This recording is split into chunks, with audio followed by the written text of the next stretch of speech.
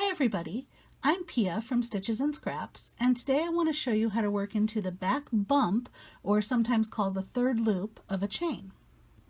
Here I have a chain I've made in purple, and I'm going to be working across it in green, just so it's easier to see. So I'm going to be doing single crochet, so I'm going to start in the second chain from the hook. So this first purple loop is my first chain. This second loop here is my second chain. So let's look at the parts of this chain. Let's look at any chain here.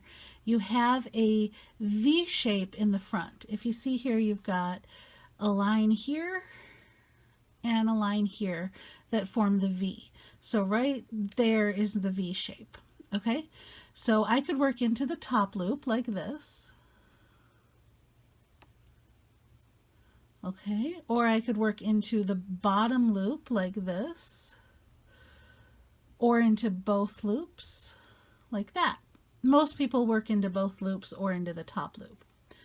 But there is a third loop on this chain, and that is the loop at the back, way back here. So you can see these are the front two loops back here, or in the front, which are now in the back. These are the front two loops.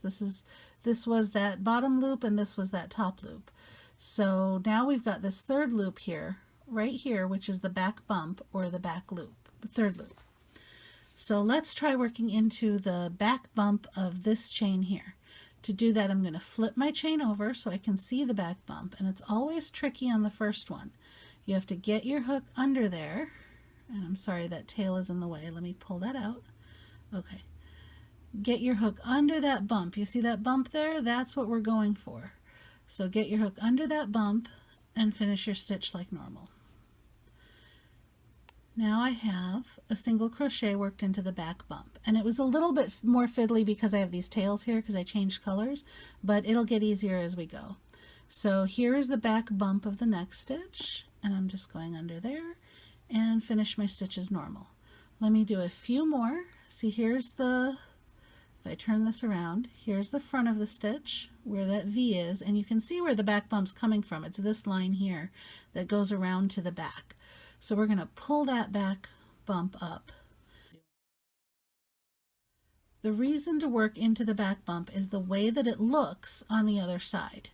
When you do it, it leaves that V on the top totally exposed.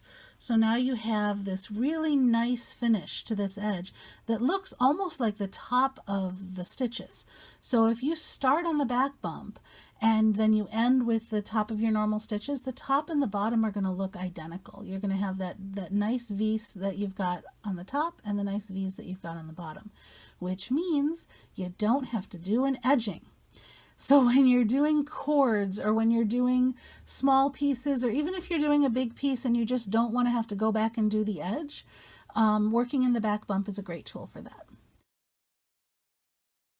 So that's how you work into the back bump. Thanks for watching.